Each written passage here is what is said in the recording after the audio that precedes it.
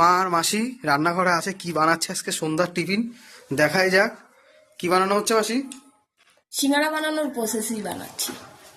তা কি কি দিয়েছো একটু বলে দাও। সিঙ্গারা সাদা তেল দিয়েছি, নুন দিয়েছি আর কালো জিরে দিয়ে ময়দাটাকে সুন্দর করে ধরো আধা ঘন্টা মাখিয়ে রেখে দিতে হবে। তারপরে দেখাচ্ছি।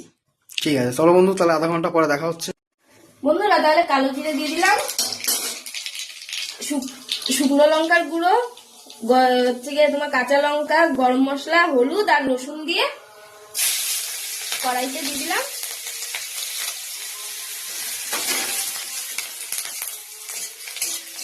এবার এই মশলাটাকে একটু সুন্দর করে একটু লাল লাল হতে দেবে, যেহেতু রসুন আছে এর ভিতরে।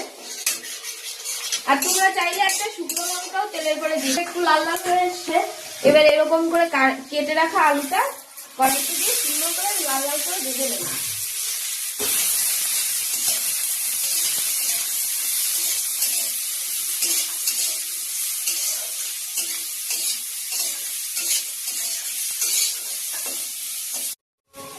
হালকা একটু চিনি দিয়ে নিলাম যাতে স্বাদটা ভালো লাগে। আর কাঁচা বাদাম হালকা লাল লাল করে ভেজে নেবেন।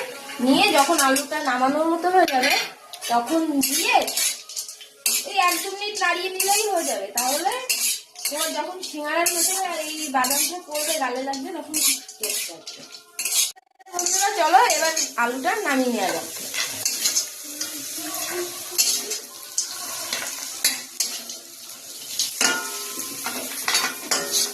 তাহলে ময়দাটা কিন্তু ঠিক এইরকম করে নরম নরম করে মাখিয়ে রেখেছিলাম আধা ঘন্টা, আপনারা তো দেখেই নিলেন।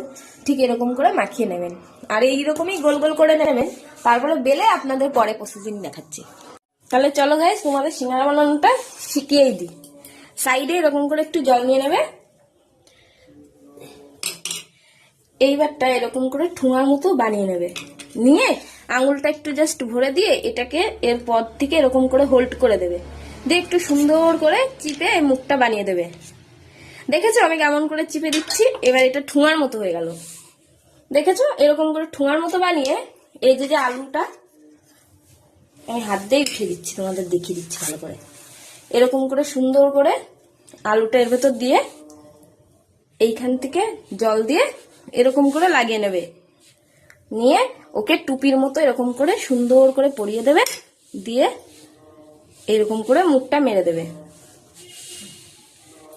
আমার এখানে একটু আলু লেগে গেছে। এই যে এরকম করে চিপে মুখটা বানিয়ে দেবে। এই দেখো গাইস সিঙ্গারা, দেখেছো কত সুন্দর হয়েছে? দেখো দেখো গাইস, এখন এরকম যখন হালকা লাল